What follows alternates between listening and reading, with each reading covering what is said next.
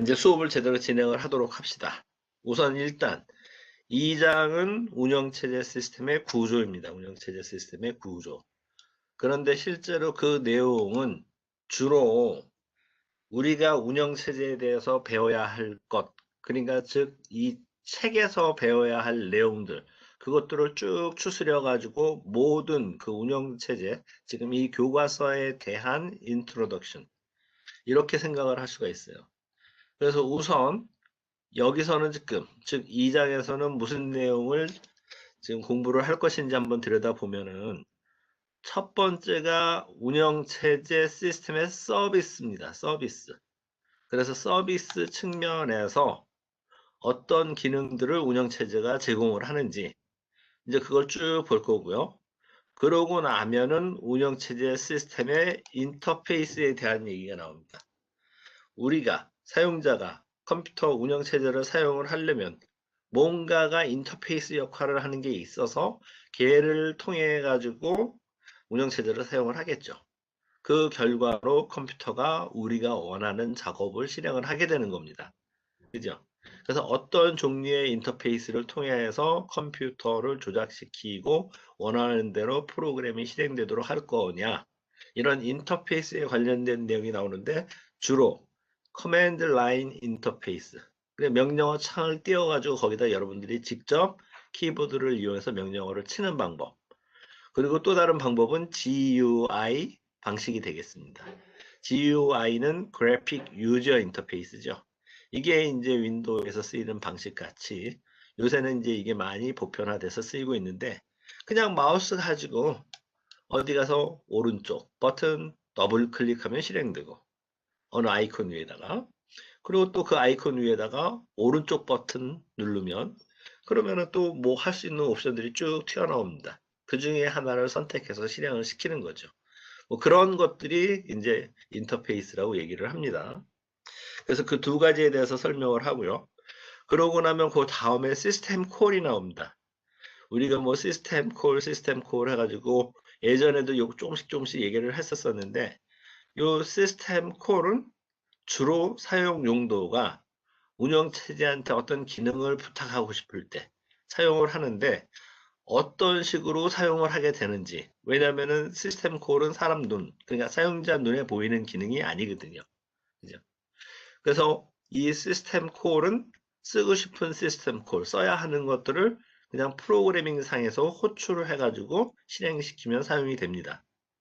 그죠? 직접 사용자가 눈에 보여서 마우스를 이용해서 클릭한다거나 뭐 이렇게 해서 쓰는 게 아닙니다. 그래서 이제 보통 일반적으로는 시스템 프로그램 또는 더 크게 운영체제에서 구현되는 어떤 기능들은 이렇게 시스템 콜 방식을 이용해서 이렇게 구현이 많이 되는데, 그것들에 대한 세부적인 내용들을 좀 들여다볼 거고요. 그럼 이제 4번으로 오겠습니다. 4번. 그래서 시스템 콜의 유형에 대해서 또 설명을 좀 하겠죠.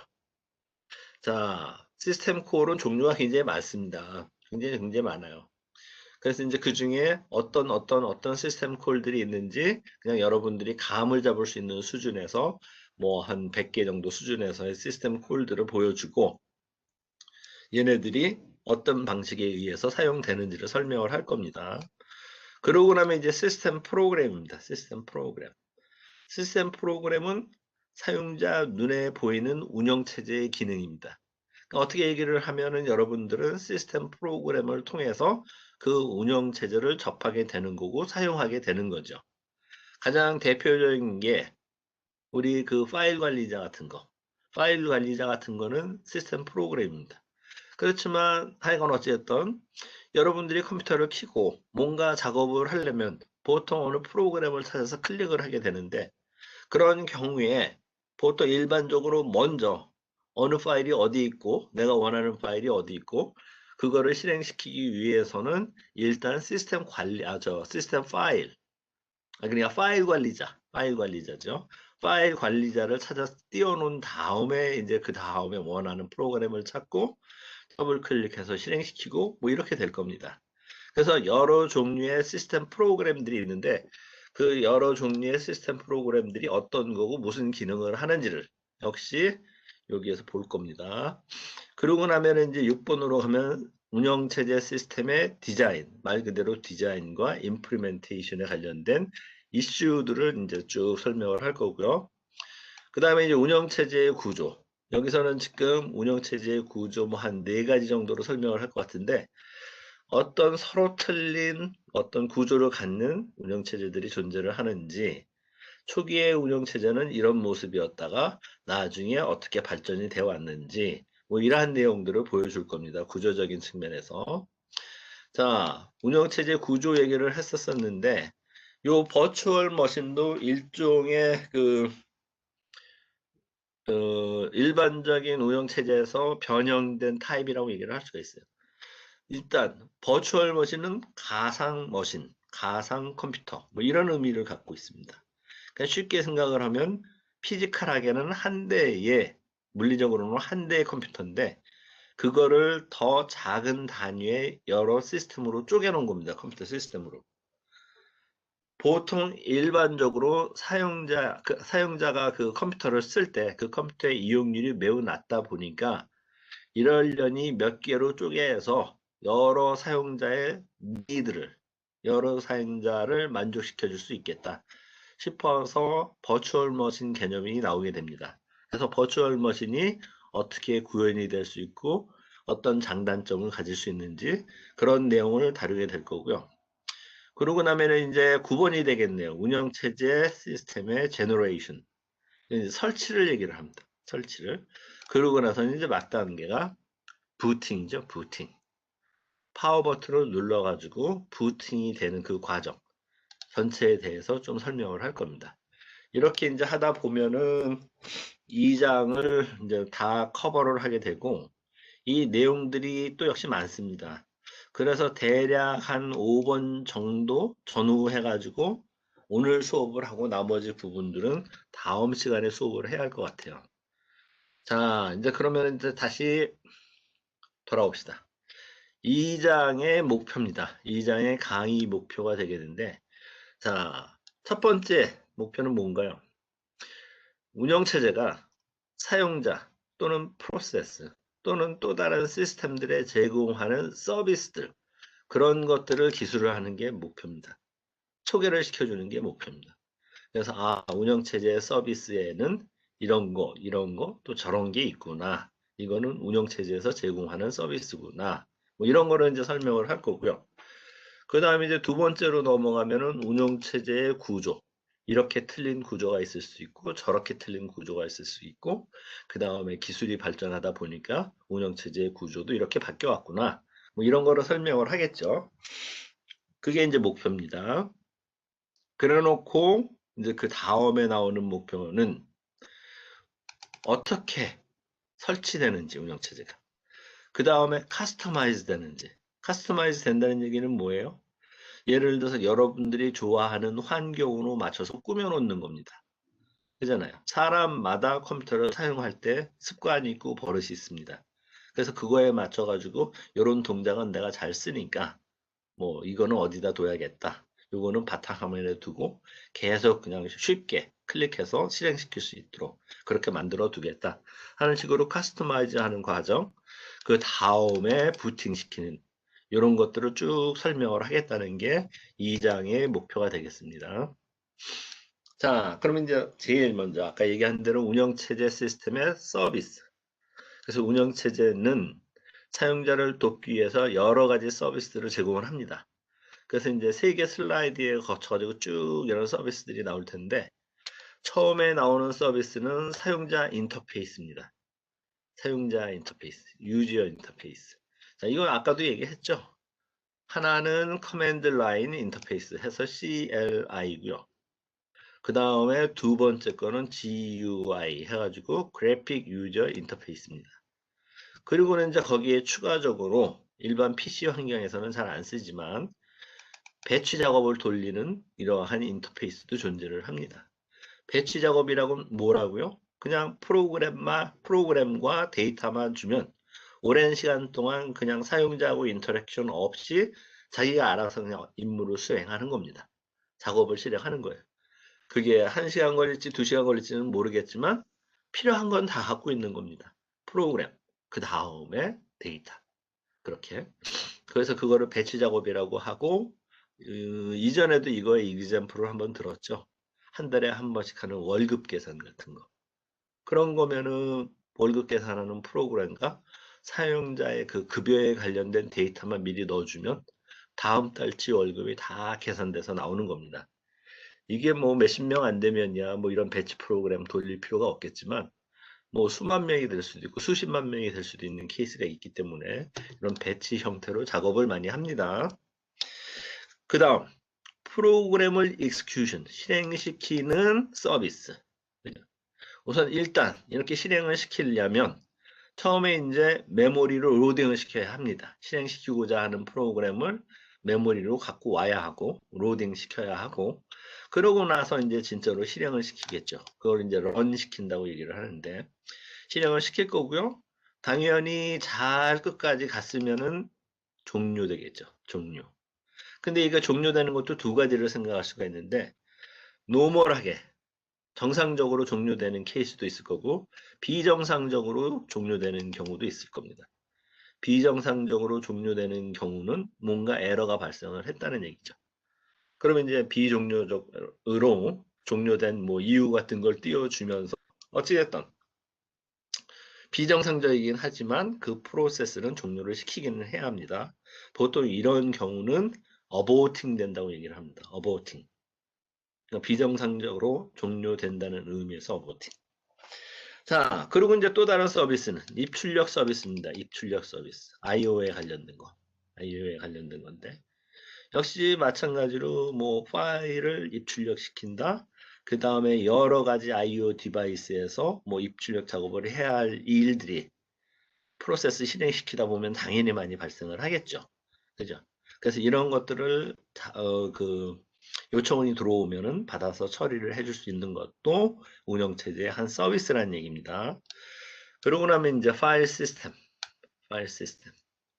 자, 아까 파일 관리자도 얘기를 했지만 이 파일 시스템 관련된 서비스는 주로 이제 파일이나 디렉토리에 대한 읽기 또는 쓰기 작업 이런 것들이 있어야 할 거고 이런 것들이 제공돼야 하고 그 다음에 또 역시 마찬가지로 create 그 다음에 delete 그러니까 이런 파일이나 디렉토리들을 생성할 수 있어야 하고 그 다음에 delete 없앨 수 있어야 하고 그 다음에 이제 search 그 다음에 파일 인포메이션을 리스트업 하는 거. 그게 이제 파일 인포메이션이면은 이름, 뭐 만들어진 날짜, 시간, 뭐 이런 거, 타입, 유형 같은 거, 크기, 뭐 이런 거, 이런 것들을 얘기를 합니다. 그런 것들을 다 정보들을 쭉 이렇게 나열해가지고 보여줄 수 있는 기능이 있어야 하겠죠. 그 다음에 이제 그 퍼미션, 허락. 그러니까 이제 이 디렉토리는 접근할 수 있다. 이 파일은 읽기 전용이다. 뭐 이런 식으로 권한 부여, 뭐 이런 내용이 되겠죠. 그래서 이런 퍼미션 관리도 해줘야 한다는 얘기입니다. 자, 여기서 끝이 아니고 계속 이어져서 나와요. 자, 역시 마찬가지로 이제 그 다음에 나오는 서비스는 커뮤니케이션이 됩니다. 커뮤니케이션은 무슨 한 컴퓨터 내 두 개 서로 틀린 프로세스 간의 어떤 내용을 주고받을 수 있는 정보나 데이터를 주고받을 수 있는 그런 기능도 필요할 거고 떨어져 있는 한 컴퓨터에서 네트워크를 통해 가지고 다시 또 어떤 데이터를 정보를 다른 컴퓨터로 전달을 해줘야 할 그런 경우들도 있겠죠. 그런 경우들을 고려를 해서 이렇게 커뮤니케이션 서비스가 운영체제에서 제공이 돼야 한다는 얘기입니다. 자, 커뮤니케이션을 하는 방식은 우리가 이제 크게 두 가지를 얘기를 할 수가 있는데 하나는 쉐어드 메모리 방식입니다. 쉐어드 메모리 방식. 그 다음에 또 하나는 메시지 패싱 방식. 자, 쉐어드 메모리는 뭐예요? 공유 메모리죠. 즉, A라는 프로세스와 B라는 프로세스가 뭔가 데이터를 주고받을 일이 있다. 그런 경우에는 메모리에 A가 깔려져 있는 영역이 있을 거고 또 역시 메모리에 B가 깔려져 있는 영역이 있을 겁니다. 이거는 이제 서로 별도의 메모리 영역이 되겠죠. 두 개 사이는. 그런데 그렇지 않고 A 또는 B 얘네 둘이 같이 공유해서 접근할 수 있는 메모리 공간을 지정을 해 놓는 겁니다. 그래서 예를 들어서 뭐 1100번지에서부터 1200번지까지는 프로세스 A 영역도 아니고 B 영역도 아니지만 어쨌든 이 두 개의 프로세스가 같이 접근을 할 수 있는 영역이다 하고 지정을 해 놓고, 그게 이제 쉐어드 메모리죠. 그게 같이 접근해서 공유를 할 수 있으니까. 그렇게 해 놓고 A에서 B로 보내겠다. 그럼 A는 그 공간에다 갖다 쓰고 B는 그 공간에서 읽어가고, 이런 형태로 데이터 또는 뭐 메시지 아니면 뭐 정보 뭐 이런 것들을 그냥 주고받는다는 얘기가 되겠습니다. 자, 그 다음에 두 번째 방식은 메시지 패싱이라고 얘기를 합니다. 메시지 패싱 방식. 말 그대로 메시지를 던져주는 거예요. 보내는 거예요. 그리고 이제 받는 쪽에서는 그 메시지를 받아가겠죠. 그죠? 그래서 이런 식으로 메시지가 주고받는 거는 운영체제가 알아서 하는 겁니다. 그러면 이제 또 아까처럼 프로세스 A에서 프로세스 B로 뭐를 보내겠다. 그럼 일단은 이 메시지 패싱 시스템을 이용을 해서 보내고자 하는 데이터를 전부 다 이렇게 패켓이라는 형식에 맞게 다 집어넣어요. 그러면 이제 앞에는 수신자가 누가 보내는 거, 데이터 뒤에 쭉 딸려오는 거는 크기가 얼마나 되고, 뭐 이런 형태로 해서 패켓 단위로 데이터를 전송을 하면 받는 쪽에서는 수신자를 보겠죠. 이제 이거 나한테 오는 메시지 맞네 하고 이제 받아들이는 겁니다. 이런 경우가 메시지 패싱 방식이라고 얘기하고, 뒤에서 더 자세한 사항들을 뭐 설명하게 아니면 이제 공부할 기회가 있을 겁니다. 그때 가서 더 다시 보도록 합시다. 자, 그럼 이제 또 다른 서비스 뭐가 있어요? 에러 디텍션입니다. 에러 디텍션. 자, 여러 가지 에러가 발생을 할 수가 있습니다. 프로세스를 실행시키다 보면 여러 가지 에러가 발생을 할 수가 있는데, 뭐 CPU에서도 발생할 수 있고 메모리에서도 발생할 수도 있고, 그리고 또 여러 가지 IO 디바이스에서도 발생할 수 있고, 사용자 프로그램상에서도 에러는 발생을 할 수가 있습니다. 그렇지만 이런 에러가 발생을 하면 왜 발생을 했는지를 알아야죠. 우리 이거 이전에도 좀 설명을 했습니다.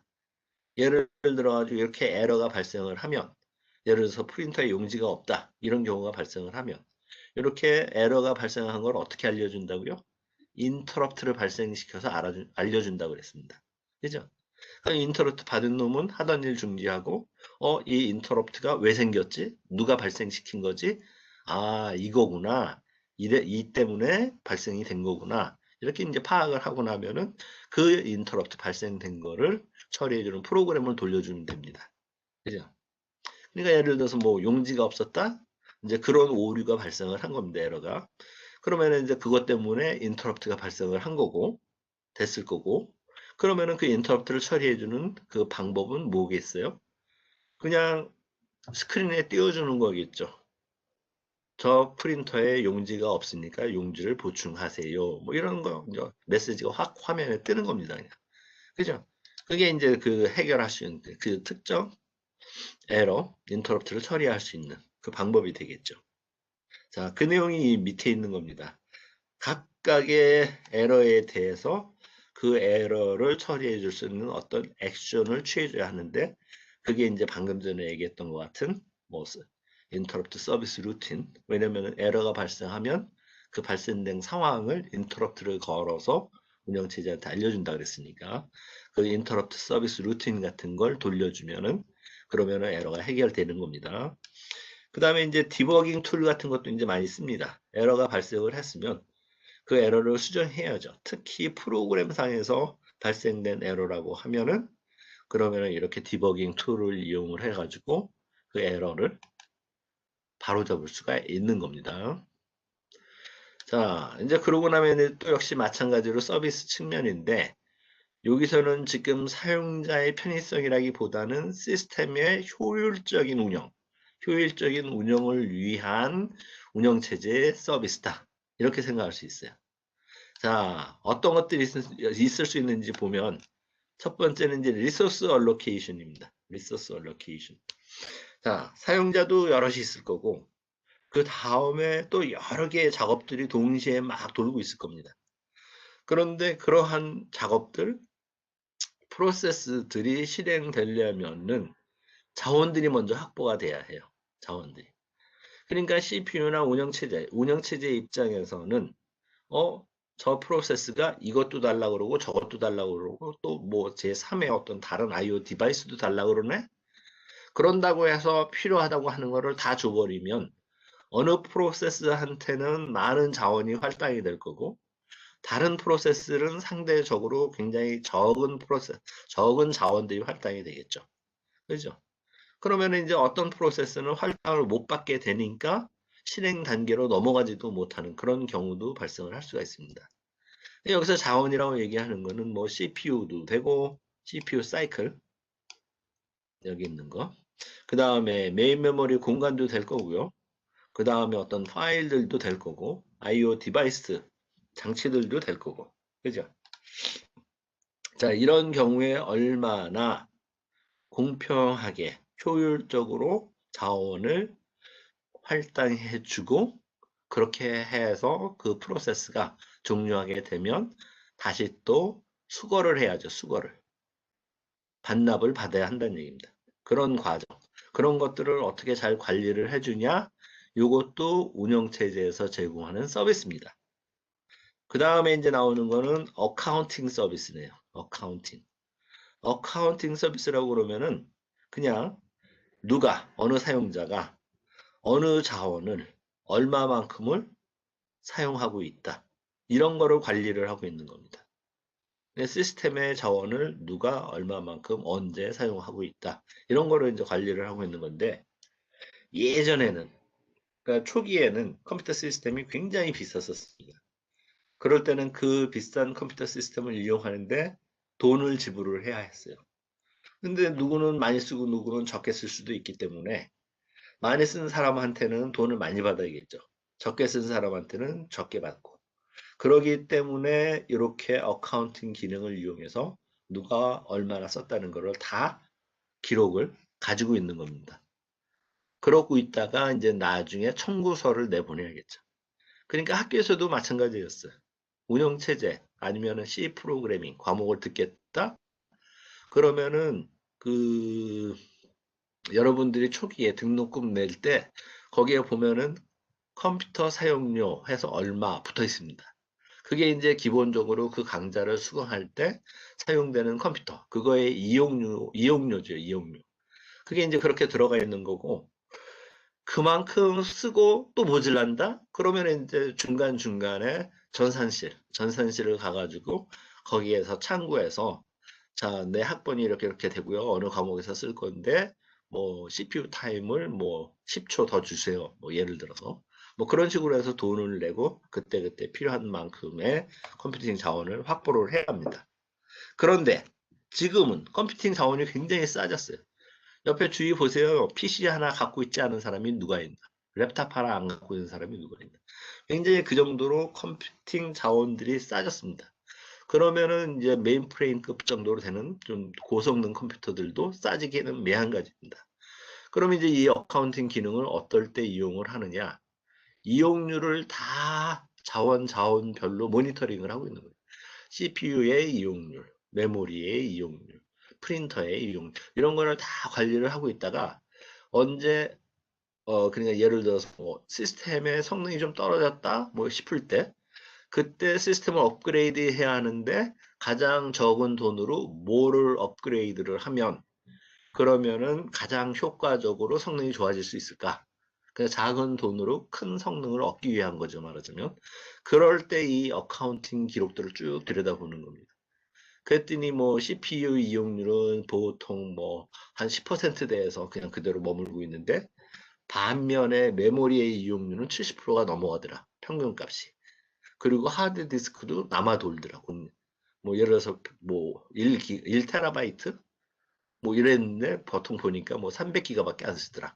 뭐 이런 식으로 해서 보면은 요번에는 메모리로 확장시켜 주는 게 가장 효율적이겠구나. 이렇게 해가지고 메모리로 확장시켜서 전체적인 시스템의 성능을 높여줄 수가 있다는 얘기죠. 자, 그럼 다음에는 이제 프로텍션 보호, 세큐리티 보호 아닙니다. 자, 이거는 컴퓨터 시스템 내에 존재하고 있는 자원들, 그거에 대한 접근을, 액세스를, 그거를 컨트롤하겠다는 얘기죠. 그게 프로텍션입니다. 그래서 얘는 시스템 자원에 대한 접근, 모든 접근을 컨트롤하겠다, 제어하겠다는 거고, 그 다음에 기본적으로 요 보안은 우선 인증 절차를 거친 사람들만, 사용자들만 시스템을 사용할 수 있게 해줄 거고, 그럴 때 어떤 권한을 주겠다. 그 다음에 또 혹시라도 있을 수 있는 어떤 IO, 그 외부 IO 디바이스에 대한 접근들, 그런 것들도 다 인밸리드한 거, 허락받지 않은 접근이면은 다 이것들은 제어하고 방지를 해줘야 한다. 이런 의미가 되겠습니다. 자, 그러면 이제 인터페이스죠. 인터페이스는 아까 두 가지를 설명했습니다. 그러니까 사용자가 컴퓨터를 쓸 때 그 환경이라고 얘기할 수가 있겠죠. 두 가지 환경이 제공되는데 하나는 CLI, 커맨드 라인 인터페이스. 또 하나는 GUI 해서 이제 두 가지가 있습니다. 어쨌든 이게 커맨드 라인 인터페이스면은 그냥 그 명령어 도스 창 같은 거 예를 들어서 그런 식으로 치고 명령어 프롬프트가 튀어나옵니다. 그 창 안에서. 그럼 거기에다가 직접 명령어를 치는 거예요. 예를 들어서 copy A to B 이런 식으로 치면은 A라는 파일의 값을 복사해 가지고 B로 옮겨라. 뭐 이런 식이죠. 또 뭐 ls 뭐 이렇게 치고 리턴 키를 치면은 지금 그 디렉토리 안에 들어가 있는 파일들을 다 리스트업 합니다. 그죠? rm 뭐 이렇게 해서 무슨 파일명 주면 그 파일을 지우는 거, 없애라는 거죠. 리무브 하라는 얘기입니다. 이런 방식이 CLI 방식이에요. 그래서 이 CLI 방식도 구현하는 측면에서 보면은 명령어들을 다 그냥 커널에서 다 이미 만들어 놓고 그 안에 빌트인으로 넣어버리는 겁니다. 빌트인으로. 그러니까 예를 들어 가지고 100개의 명령어가 있다. 그럼 그 100개의 명령어가 커널 레벨이면 뭐죠? 가장 핵심적인. 그러니까 컴퓨터가 그 부팅이 됐을 때 항상 떠 있어야 하는, 운영이 되고 있을 때 항상 떠 있어야 하는 파트를 커널이라고 얘기를 한다 그랬는데, 그 안에 요 커맨드 라인 인터페이스, 이 CLI 방식으로 만들어진 명령어들이 다 그 안에 내부적으로 빌트인 되어 있는 겁니다. 그런 게 한 방식이 될 거고요. 또 다른 방식은 시스템 프로그램 형태로 만들어 가지고 특정 디렉토리 안에 다 몰아넣어 버리는 겁니다. 예를 들어서 이 방식은 100개의 명령어가 있으면 100개의 그 명령어 이름을 갖고 있는 파일들을 다 만들어요. 다 만들어서 그거를 예를 들어서 커맨드라는 디렉토리를 하나 만들고 그 밑에다 다 집어넣어 버리는 겁니다. 그러면 이제 운영체제가 돌다가 아까 얘기했던 뭐 카피 뭐 이런 명령어가 필요하다? 그럼 이 카피라는 명령어는 어디서 갖고 온다? 아까 커맨드라는 디렉토리 만들어 놓은 거 있죠. 그 안에 들어가 보면은 미리 다 만들어서 저장해 놓은 프로그램, 시스템 프로그램들이 100개가 있는데 그 중에 하나가 이 카피라는 시스템 프로그램이라는 겁니다. 그거를 불러다가 호출해서 그냥 실행시키는 거예요. 자, 이렇게 하다 보니까 장단점이 있을 수 있는데 속도 측면에서는 커널에다 빌트인 방식으로 미리 컴파일 다 된 거, 그거를 갖다가 만들어서 집어넣으면 빌트인 방식으로 속도는 빠르겠죠. 근데 이거 혹시라도 또 다른 커맨드를 추가하겠다든지 아니면은 뭐 수정을 해야 한다, 바꿔야 한다, 뭐 일부 뭐 그런 경우에는 당연히 이 시스템 프로그램 방식이 더 도움이 될 겁니다. 그냥 시스템 프로그램, 예를 들어서 예전에 없던 명령어 AAA라는 걸 하나 만들었어요. 그럼 그 AAA라는 프로그램 만든 거를 그냥 커맨드라는 디렉토리 밑에다 갖다 집어넣어 버리면 되는 겁니다. 그럼 일단 모든 명령어들은 다 그 커맨드란 디렉토리 안에 거기서부터 지금 찾게 되기 때문에 이렇게 쉽게 여기 레터라는 이 방식은 아까 커맨드 아니 그 시스템 프로그램 형태로 만들어 가지고 특정 디렉토리 안에 다 집어넣는 그 방식입니다. 그렇게 하면은 장점 중에 하나가 쉽게 새로운 커맨드를 만들어서 집어넣고 추가하고 제거하고 할 수도 있겠지만 그것과 더불어서 이런 CL 모디피케이션에 관계가 없다. 영향을 주지 않는다. 이겁니다. 새로운 셀 모디피케이션이 필요로 하지 않고 기존에 있던 그 환경에서 그냥 바로 사용을 할 수가 있다는 얘기고요. 자, 그 다음에 GUI죠. GUI, Graphic User Interface. 자, 이거는 당연히 우리가 가장 쉽게 접하는 윈도우 계열이 다 GUI 환경입니다. 그래서 보통 이제 마우스를 클릭해서 또는 이제 마우스로 어떤 아이콘을 클릭 아니면 오른쪽 버튼을 눌러서 어떤 무슨 작업을 한다든지 복사를 한다든지 뭐 여러 가지를 할 수 있겠죠. 아니면 그냥 드래그 해가지고 끌고 와가지고 다른 디렉토리에 넣는다든지 뭐 이런 작업들을 할 수 있는 그런 그래픽한 환경이 되겠습니다. 그래서 아이콘을 사용을 하는데 아이콘을 이용해서 뭐 파일이 될 수가 있고 그것도 어떤 프로그램도 될 수 있고 그 다음에 어떤 액션을 취하게도 만들어 줄 수 있습니다. 그럴 때는 이제 그 아이콘의 오른쪽 버튼, 마우스의 오른쪽 버튼을 눌러주면 옵션들이 쭉 뜨겠죠. 그 중에서 고르면 되는 거고요. 자, 그런 내용들입니다. 그리고 요새 나오는 것 같으면은 요새 나오는 운영체제는 전부 CLI, GUI 두 개를 다 제공을 해줍니다. 그런데 이제 기본은 뭐다? 그런데 옵션으로 뭐가 제공이 된다. 이런 형태가 되는 게 대부분이요. 그래서 이제 윈도우 같으면 GUI가 디폴트입니다. GUI가 디폴트예요. 그렇지만 CLI도 제공을 해주죠. 커맨드 CL을 띄워가지고 그 안에서 명령어 그 라인 입력시킬 수 있는 그 라인에서 거기로 그냥 바로 치면 됩니다. 그냥. 그 다음에 애플 계열은 애플 맥 OS X 얘도 GUI 환경이 기본입니다. 그리고는 이 밑에서는 유닉스 커널이 돌고 있어요. 그러니까 이 맥킨토시도 그 하부에서는 리눅스 또는 유닉스에 기반을 둔 그런 운영체제라고 얘기할 수 있는데 사용자 입장에서 봤었을 때는 얘는 GUI 환경으로 돌아가는 거구나 이렇게 보이는 겁니다. 자, 유닉스의 하나죠. 솔라리스. 얘는 CLI가 기본입니다. 커맨드 라인 인터페이스가. 그리고는 이제 옵션으로 GUI도 같이 제공을 해줍니다. 그죠?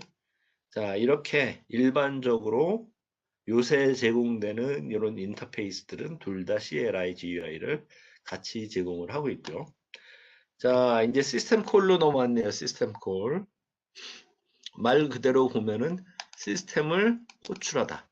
콜이니까 호출한다. 뭐 이런 식으로 뭐 표현을 할 수 있겠는데요. 어쨌든 정의된 거를 보면은 운영체제에서 제공하는 서비스에 대한 어떤 접근할 수 있는 방법, 인터페이스 역할을 하는 게 뭐 시스템 콜이다. 뭐 이렇게 정의를 합니다.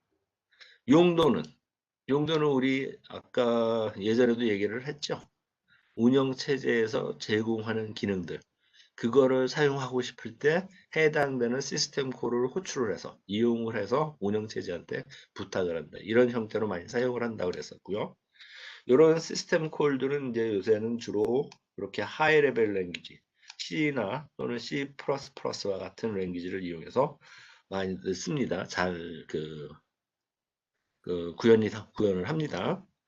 자, 그래 놓고 실제 사용할 때는 보면은 그냥 해당되는 시스템 콜 뭐가 있는지 어떻게 이용해야 하는지 그런 걸 다 습득한 다음에 실제로 시스템 콜을 호출을 한다기보다는 운영체제에서 제공하는 어플리케이션 프로그램 인터페이스를 통해 가지고 이러한 그 시스템 콜들을 사용을 합니다. 호출을 해서 사용을 합니다.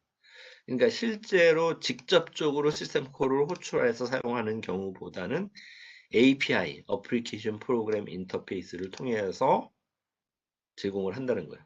그러니까 뭐 실행시키고 있는 어떤 어플리케이션 프로그램 그 안에서 이런 시스템 콜들을 API를 통해서 호출을 한다는 얘기입니다.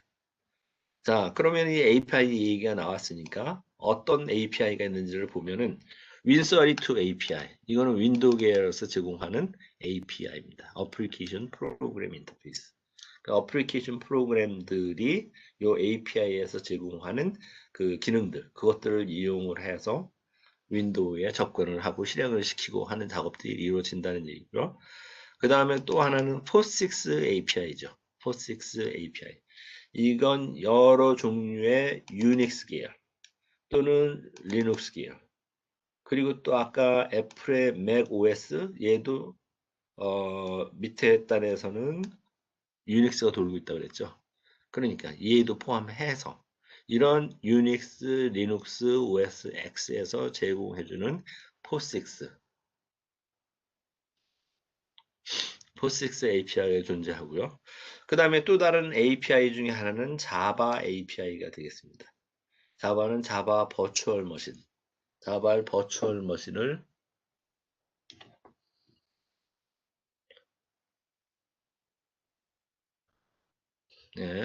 자바 버추얼 머신에서 사용하는, 제공하는 API가 자바 API가 되겠습니다. 그러면은 물론 이제 뒤에서도 설명을 하겠지만 여기 지금 보니까 왜 시스템 콜을 직접 사용하지 않고 API를 이용해서 시스템 콜을 사용을 하느냐, 호출을 하느냐. 당연히 효율성, 편리성 때문입니다. 이게 시스템 콜이 종류가 무지 많은데 그것들을 다 기억하면서 얘는 어떤 방식으로 쓰일 거고 이거를 실행시키면 어떤 결과가 돌아오고 그 다음에 이걸 실행시키기 위해서 전달되는 파라미터들은 뭐뭐뭐를 어느 순서대로 제공을 해줘야 하고 그러니까 이게 너무 복잡해요. 너무 복잡한데 시스템 API를 제공하면 이 API 내에서 정해진 그 룰이라고 그럴까요? 사용 룰. 그런 것들을 이해하고 거기에다가만 맞춰주면은 그냥 해당되는 필요로 하는 하부에 있는 그런 시스템 콜들이 알아서 자동적으로 실행이 됩니다. 자, 우리 이 교과서에서 사용되는 시스템 콜들의 이름은 그냥 직관적인 것들을 사용을 하는 겁니다. 실제 이름이 아닐 수 있어요, 당연히. 그래서 우리의 편리에 따라서 직관적으로 요런 시스템 콜이면 요 이름을 붙여주면 가장 그거를 이해하기 쉽겠구나. 이런 식으로 이름을 붙였다는 겁니다. 그냥 편리상. 자, 시스템 콜의 한 이그젬플을 보여주고 있습니다. 한 이그젬플을 보여주고 있습니다. 지금 여기서 보면은 우선 하겠다는 거는 카피. 그러니까 A라는 파일의 내용을 B라는 파일로 옮기겠다는 얘기입니다. 이 동작을 하겠다는 거예요. 근데 이 동작을 할 때 여러 개의 시스템 콜들이 쭉 차례에 맞춰서 순차적으로 발생을 하는데 그것들이 이제 이런 것들이 있다는 거를 그냥 이그젬플로 삼아서 보여주고 있는 겁니다. 요 앞에 앞부분 이렇게 튀어나온 부분들 있죠. 그런 것들이 다 시스템 콜입니다. 시스템 콜. 우선 왼쪽에는 소스 파일이 있고 오른쪽에는 데스티네이션 파일이 있습니다. 그래서 소스 파일 안에 들어가 있는 데이터들이 읽혀져서 데스티네이션 파일 안에 쭉 저장이 되면 되는 거죠. 그게 카피죠, 복사. 그죠? 근데 그런 과정을 거치려면은 일단 인풋 파일의 이름을 알아야 하고 그러려면은 사용자가 이름을 쳐줘야겠죠. 키보드에서 쳐줘야 합니다.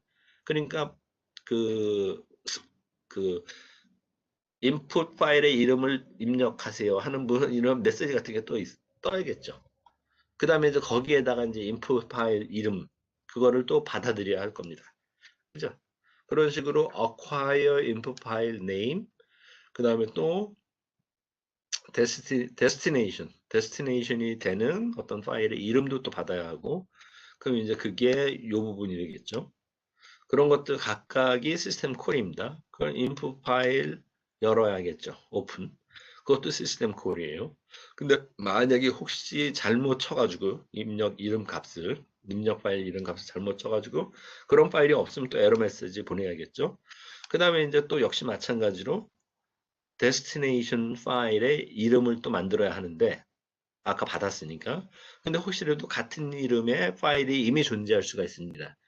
그런 경우에는 이 작업 자체는 이제 어보팅 취소시켜 버려야 한다는 거고 그러고 나면서 이제 루핑 돌면서 계속 읽어와라 출력 파일에 써라 입력 파일에서 읽어와라 출력 파일에다 써라 이런 식으로 계속 루핑 돌면서 읽고 쓰고 이런 작업들이 계속 진행이 돼요.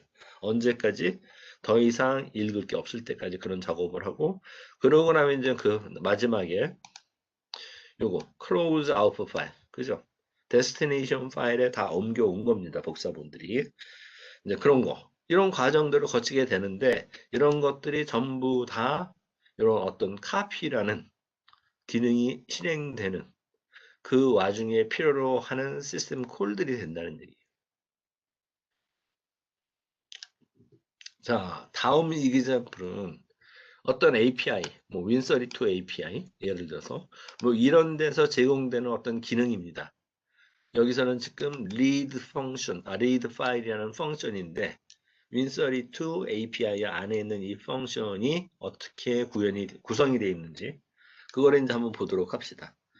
우선 지금 이렇게 보면 여기 read file C 뭐 이렇게 돼 있죠.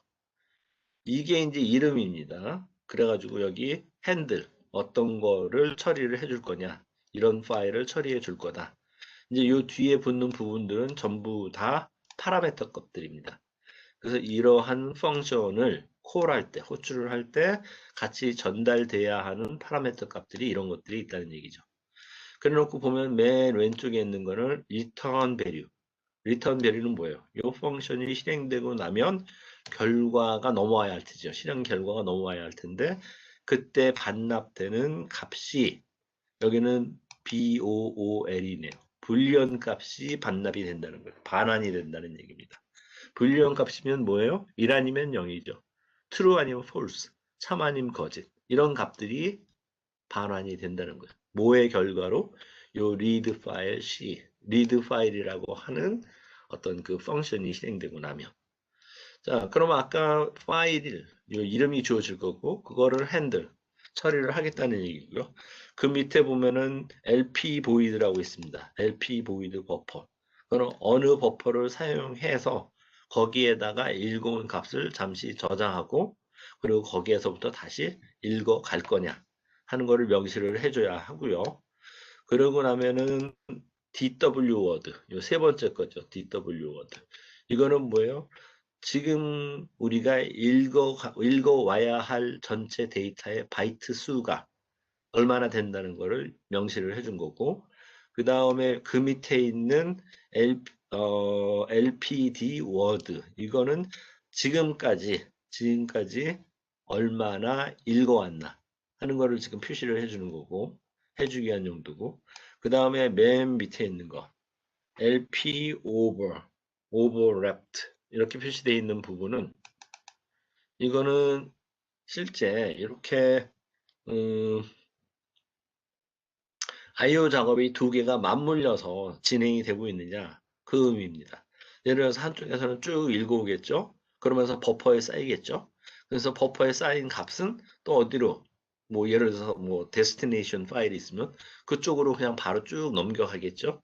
그래서 읽기 작업, 버퍼를 중심으로 읽기 작업, 그 다음에 거기에서부터의 출력 작업, 딴 쪽으로 넘겨주는 작업 이런 것들이 오버래핑 돼서 이루어지고 있으면은 여기에 표시를 해야 합니다. 자, 그런 구조를 가지고 있고요. 그 다음에 이제 시스템 콜의 임플리멘테이션이에요. 임플리멘테이션. 자, 우리는 아까 직관적인 이름들을 써서 요 시스템 콜이면은 요거는 그냥 오픈이라는 이름을 주겠다.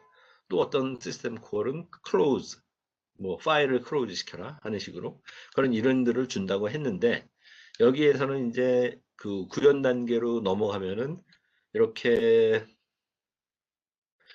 시스템 콜 인터페이스 밑에 커널 단계로 내려가면서부터는 이제 이름이 아니고 숫자가 부여가 됩니다. 특정 숫자가 고유한 숫자가.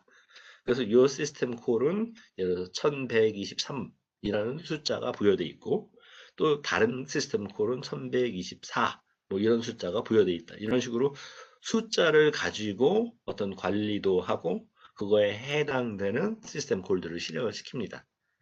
자, 이 그림에서도 간단히 나오는데 이 그림은 좀 작습니다, 지금. 그래서 큰 그림을 가지고 다음 슬라이드에서 계속 설명을 할 텐데 어찌됐든 어떤 시스템 콜이 지금 실행이 돼야 한다고 그러면은 커널 레벨에서는 그 시스템 콜 실행돼야 하는 거를 요 테이블에서 쭉 찾아갑니다. 지금 이 시스템 콜은 해당되는 번호를 가지고 있다고 그랬기 때문에 이 테이블은 그 번호에 따라서 소팅이 쭉 돼 있는 겁니다. 정렬이 돼 있어요. 이제 그래가지고 그 해당되는 번호, 위치로 가면은 거기에는 이제 쌍으로 다시 이 해당되는 번호, 즉 시스템 콜, 이거를 처리해주는 어떤 루틴, 프로그램, 이런 것들은 어디 있다, 메모리에 몇 번지 있다 하는 정보를 제공을 해주겠죠. 여기서 보이고 있는 요게 화살표가 그 위치, 주소 정보를 얘기를 하는 거고, 그럼 그 위치 주소 정보에 가면은 메모리에 요런, 그러니까 이런 프로그램들, 인스트럭션들이 그 안에 쭉 있겠죠. 이건 뭐예요? 이거는 결국 해당된 지금 그 시스템 콜, 이걸 실행시키기 위한 프로그램입니다. 결국 말하자면. 이런 형태로 돼서 실행이 되고 나면은 그 결과는 다시 돌려줘야죠. 그 결과는 뭐예요? 아까 우리 뭐 리턴 값이라고 얘기했던 것처럼 만약 그게 유형이 불리한 값이었다? 그럼 뭐 1 아니면 0이 리턴 되는 겁니다. true 아니면 false가 리턴 되는 거예요. 안 그러고 어떤 경우에는 무슨 정수가 뭐 리턴 값이 될 수도 있을 거고요. 여러 가지 경우가 존재는 할 수 있겠죠. 그죠? 자, 그 얘기 쭉 했고, 이런 식으로 API를 사용하면은 실제 사용자는 시스템 콜이 어떻게 구현되어 있는지 뭐 이런 거는 하나도 알 필요가 없습니다. 그냥 API의 룰만 그냥 알아서 그냥 지켜주면서 그냥 사용만 하면 되는 거고, 그러고 나면은 이제 나머지는 운영체제가 이런 시스템 콜들을 알아서 실행을 시켜준다는 얘기가 됩니다. 어디에서? 커널 모드에서. 사용자 모드가 아니고 커널 모드에서. 그래서 일반적으로 운영체제는 이 API에서 벌어지는 어떤 그 복잡한 모든 과정들은 프로그래머한테 보여지지 않고 지가 알아서 다 한다는 얘기예요. 그죠? 그래 놓고는 이제 같이 이 API에 속해가지고 제공되는 것 중에 하나가 라이브러리입니다. 라이브러리도 API가 비슷한 그 개념일 수도 있는데, 어쨌든 만약에 C로 언어를 짰다? 그럼 C 언어에서 제공되는 C 라이브러리가 있어요. 그 안에 뭐가 들어 있겠어요? C 언어를 실행시킬 때 필요로 하는 런타임 C에 필요로 하는 어떤 만들어진 기능들. 그게 이제 다 그 C 라이브러리 안에 들어있는 거죠. 자, 좀 더 큰 그림을 가지고 마저 설명을 합시다. 자, 지금 이제 개념을 설명하기 위해서 이 그림들을 좀 확대를 시켜놨습니다. 우선 왼쪽에 보면은 유저 어플리케이션이라고 되어 있어요. 유저 어플리케이션. 자, 유저 어플리케이션이라고 되어 있는 거는 어쨌든 프로그램이잖아요, 이게. 그러니까 이제 요 오른쪽 그림에서 보면은 그게 이런 형태의 프로그램이라고 합시다. 이게 뭐 하는 건지는 모르겠지만 어쨌든 이런 하나의 프로그램이 돌고 있어요. 그거는 이제 유저 프로그램입니다. 유저가 작성해서 실행시키고자 하는 프로그램이에요. 근데 그 안에를 봤더니 printf라는 C에서 제공하는 펑션, C 라이브러리에서 제공하는 펑션을 이용을 하고 있어요. C 라이브러리에서 제공하는 펑션을 이용을 하고 있는 겁니다. 그 과정을 다시 다르게 표현을 해주면은 그게 결국은 시스템 콜 인터페이스를 거치면서 밑으로 하단, 즉 커널 모드로 바뀌어서 내려간다는 얘기예요. 그런데 다시 보면은 아까 우리가 펑션이라고 했던 거는 printf라는 펑션이었죠. 그게 라이브러리를 거치고 그러면서는 다시 또 이렇게 write라는 시스템 콜을 사용을 하게 되는 겁니다. 그러니까 저 펑션에서 printf라는 펑션에서 write라는 시스템 콜을 호출을 하게 되고 시스템 콜이 호출이 되면 이제 실행이 돼야겠죠. write라는 시스템 콜이. 그 과정은 이렇게 된다는 얘기입니다. 일단 커널 레벨로 그 리퀘스트가 떨어지면 그러면은 이제 시스템 콜들을 모아놓은 요 테이블을 뒤질 거고 거기에서 요번에 발생된 시스템 콜, write죠. 이 write는 몇 번지, 메모리의 몇 번지에 그거를 처리해주는, 실행시켜주는 프로그램이 들어가 있다. 그러니까 그걸 실행시키겠죠. 그래 놓고는 마지막으로 요 return이라고 되어 있는 부분, 화살표 있는 거기에서 return 값만 돌려주면 되는 겁니다. 그래서 return 값이 아까 얘기했듯이 뭐 불리한 값이었다. 그럼 1, 0, 참, 거짓 이런 값들이 return이 되는 거죠. 자, 그 과정을 또 역시 뭐 부연 설명을 한 거죠, 말하자면. 그래서 여기 보면 C 프로그램에서 printf라는 라이브러리 콜을 했고, 그게 다시 또 write라는 시스템 콜을 사용을 합니다. 호출을 하게 된다는 얘기예요. 그래서 아까 봤던 요게 이제 뭐 어떤 유저 프로그램. 근데 그 안에 뭐가 있어요? 요거. C, 그러니까 printf라는 C 언어에서 제공하는 라이브러리, 펑션이 존재를 하는 거고, 그거를 호출을 했고, 그래서 이 라이브러리를 거쳐서 다시 또 요런 write라는 시스템 콜이 만들어지고, 그 과정을 조금 더 부연 설명을 하면은 요런 그림처럼 될 수 있다는 얘기입니다. 그래서 이제 여기 밑에는 그냥 write 시스템 콜이라고 구름으로 표시를 해놨는데, 그걸 조금 더 세부적으로 표현하면 이런 형태로 일단 발생한 콜이 된 그런 시스템 콜, 그거에 그 해당되는 번호가 있을 테니까 그 번호를 가지고 이 테이블을 뒤지고 그렇게 해서 찾게 되면, 그 해당되는 번호를 찾게 되면 그 옆에 쌍으로 들어가 있는 정보가 메모리의 몇 번지에서부터 이 시스템 콜을 구성하는 그런 인스트럭션들의 집합, 그냥 루틴, 프로그램이라고 할 수 있겠죠. 걔가 있다. 그래서 그거를 갖다 실행을 시키면 이제 최종적으로는 리턴 값을 전달해 주면 된다. 이 얘기입니다. 반환해 주면 된다. 자, 이제 아까도 잠깐 언급 봤을 겁니다. 그때 뭐 그 어떤 펑션 하나를 사용하는데 그때 여러 개의 파라미터 값들을 같이 전달을 해줘야 한다고 그랬었죠. 그런 것들이 역시 시스템 콜에서도 필요로 합니다. 그래서 시스템 콜 하나를 호출하는데 여러 개의 파라미터들을 같이 전달을 해줘야 하고, 그래서 전달을 해준다는 얘기가 여기서는 지금 패싱이라고 표현을 한 겁니다. 시스템 콜의 파라미터들, 패싱을 어떻게, 전달을 어떻게 해주느냐. 우선 일단 제일 먼저 해야 할 거는 요 해당되는 시스템 콜, 이게 뭔지부터 이제 알아야 하겠죠. 그죠? 이제 그러고 나면은 이제 여러 종류의 시스템 콜들이 존재를 할 겁니다.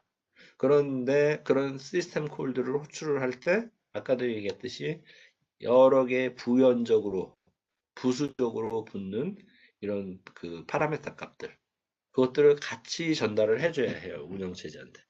그러면은 운영체제는 그 파라메타들 전달된 거를 가지고 이제 그 특정 시스템 콜을 실행을 시키겠죠. 그죠?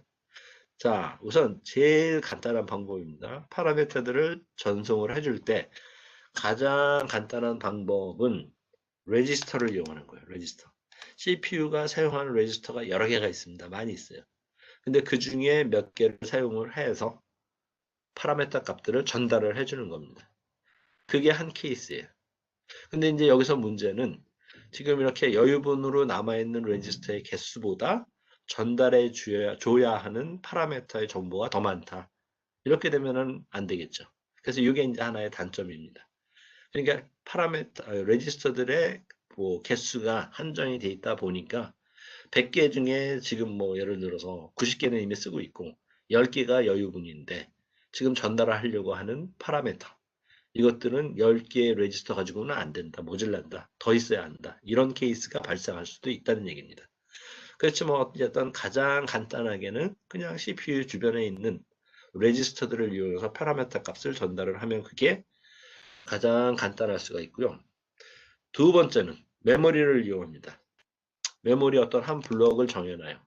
또는 어떤 한 테이블을 정해놔요. 그래 놓고는 거기에다 갖다가 이 전달을 해야 하는 파라미터 값들을 쭉 쌓아 놓는 겁니다. 쭉 쌓아 놓고 그래 놓고 이제 나중에 어디에 깔려 있다, 어디에 쌓였다 하는 방식은 하나의 레지스터를 이용해서 어디서부터 깔려 있는지, 테이블이 존재하는지 그 시작 주소 값을 전달을 해줍니다.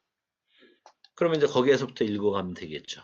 그 특정 파라메타가 실행되면서 필요한 파라메타는 100번지에 있다. 그러면 그 100이라는 정보가 하나의 레지스터를 이용해서 전달이 되는 거고, 그리고 그렇게 해서 100번지로 가면 그 밑에 이제 쭉 테이블 형태로 사용돼야 할 그 파라미터 값들이 쭉 들어가 있거나 아니면 블록 형태로 뭐 101번째부터 시작이었으면 102, 103, 104, 104 해서 정해진 블록, 메모리 블록만큼 그 안에 전달돼야 하는 파라미터 값들이 또 그 안에 들어가 있다는 얘기입니다. 이런 방식은 리눅스 계열 또는 유닉스 계열에서 많이 사용을 한다는 겁니다. 자, 세 번째 방식은 스택을 이용하는 거예요. 스택. 스택도 어떻게 보면은 메모리의 어떤 일정 영역을 사용하는 것은 맞습니다. 근데 스택이라고 하면은 이렇게 그 동작 특성이 정해져 있죠. first in, last out, last in, first out 이런 특성을 가지고 있습니다. 그러니까 우리 이전 그 컴퓨터 구성 때도 이거를 설명을 한 것 같은데 스택이면은 뭐 김장뚝 같은 거를 생각하면 돼요. 자, 김장을 했어요. 그래 놓고는 배포기를 했습니다. 그래 놓고는 이제 이 김장뚝 안에다 넣어야 하는데 가장 먼저는 포기김치. 그게 제일 밑으로 들어갑니다. 그래 놓고 이제 항아리를 다 채웠어요. 그래 놓고 이제 빼려고 해요, 이제. 빼서 먹어야 하니까. 그럴 때 뺀다고 하면은 맨 위에서부터 빼죠. 맨 위에 있는 거는 뭐예요? 가장 뒤늦게 나중에 집어넣은 김장 포기김치가 되는 겁니다. 그런 식으로 항아리처럼 동작하는 저장 영역이라고 할까요? 메모리 저장 이렇게 이제 스택 일부 스택을 구현하는 건 맞는데 동작하는 동작을 last in, first in, last out 여기다가 이제 쭉 파라메터 값들을 밀어 넣는 거죠. 뭐 파라미터 값이 10개가 있었다. 그럼 이 스택에다가 하나씩 하나씩 하나씩 집어넣고 10것씩 빼야 될 때 가장 먼저 빠진다는 그런 얘기입니다. 이렇게 블록이나 스택 메모리 공간 사용하는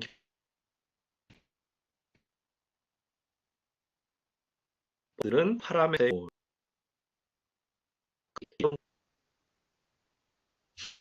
연금제 설명을 했어요. 그거보다 그 디테일을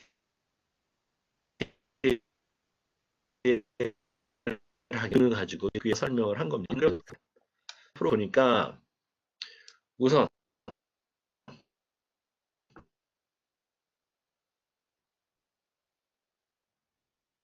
스택적 프로그래밍이 돼요. 는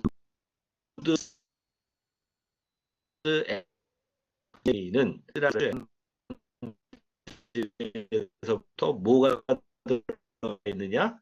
파라미터 값들이 들어가 있는 겁니다. 파라미터 값들이. 여기.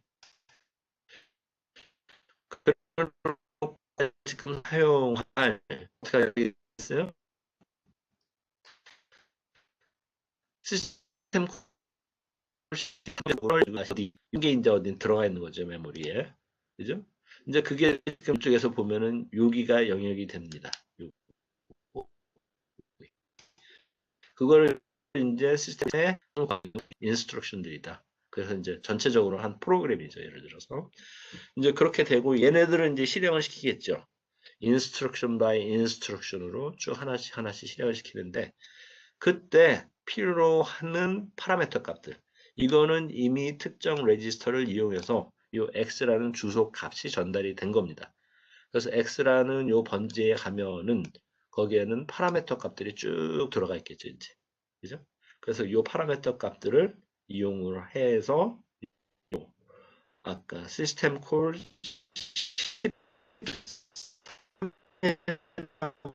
게 실행이 되는 겁니다. 자, 그다음 시스템 콜의 유형이네요. 시스템 콜의 유형.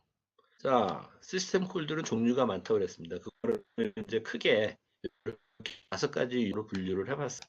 그래서 첫 번째는 프로세스 컨트롤, 두 번째는 파일 관리, 세 번째는 디바이스 관리, 네 번째는 인포메이션 메인테넌스, 그 다음에 다섯 번째는 커뮤니케이션.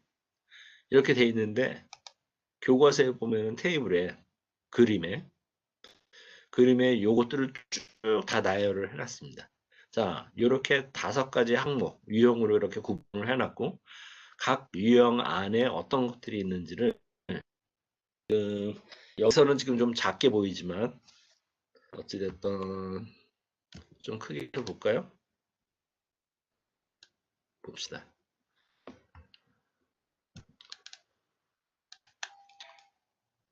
잘 보이고 있나요?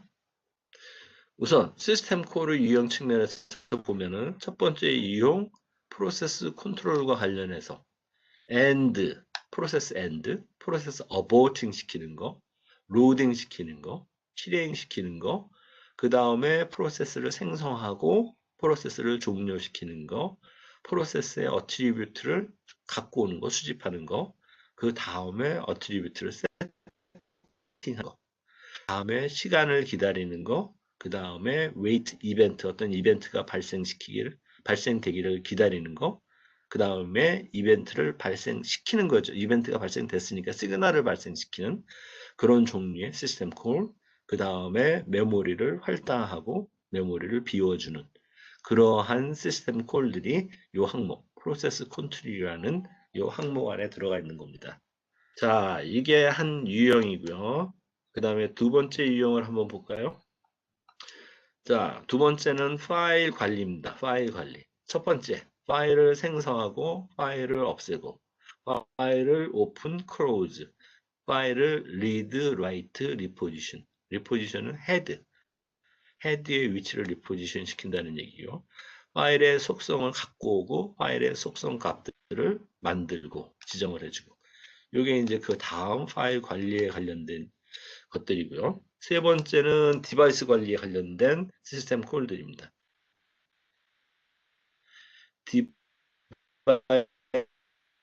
디바이스를 요청하고 그 다음에 포지션 관련된 작업들을 해주는 시스템 콜들이 있고 그 다음에 역시 마찬가지로 get attribute, device attribute 그런 기능 그 다음에 logically attach 또는 detach하는 디바이스들을 붙이랴 띄어라 이런 얘기가 되겠죠.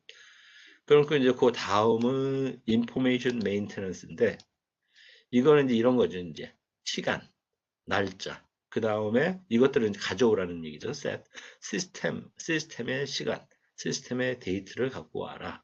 또는 시스템의 시간과 데이터를 세트 시켜주라. 이런 얘기고.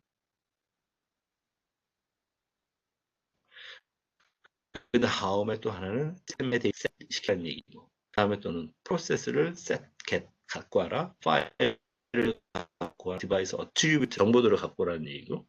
또는 파일이나 프로세스나 디바이스 어떤 정보를 세트 시켜줘라. 특정 값으로 뭐 이런 얘기. 밑에 쪽이 이제 커뮤니케이션입니다. 커뮤니케이션은 컨넥션 위한 만들어라 하는 것부터 시작해서 없애라, 딜리트해라 이런 거. 그 다음에 이렇게 메시지를 보내고 받는다 이런 종류의 시스템 콜. 그 다음에 스테이터스 정보를 하라 그런 디바이스 뭐 이런 거죠. 원격으로 있는 어떤 I/O 디바이스들을 붙여라 띄어라. 예를 들어서 뭐 하드디스크를 새로 갖고 와가지고 원격으로 어태치 붙여서 사용을 할 수도 있습니다. 원격으로 네트워크 통해서 뭐 그런 경우들 다 포함하고요. 예, 자 이제 이래가지고 시스템 콜의 유형들을 쭉 들여다봤고요.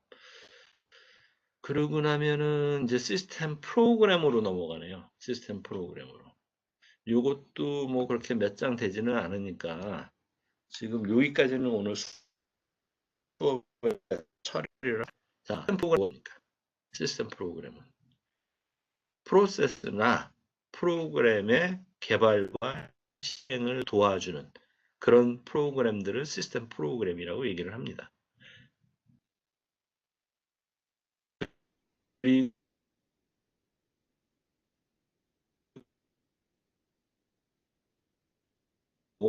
교수님 안 들립니다. 잠깐만요.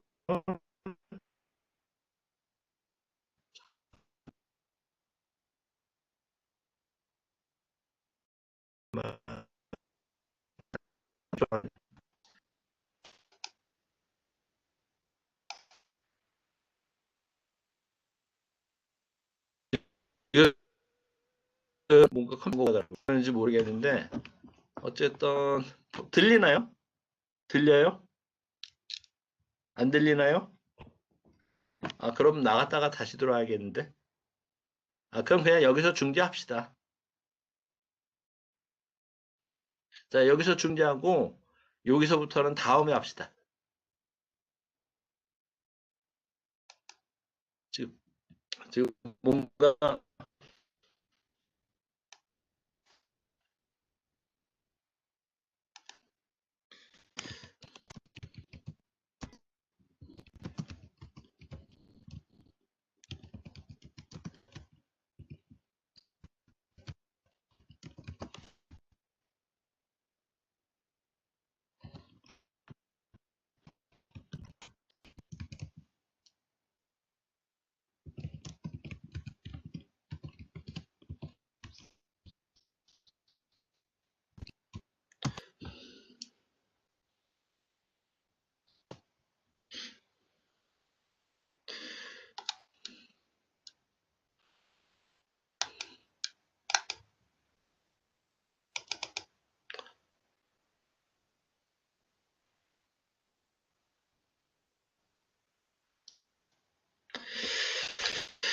아,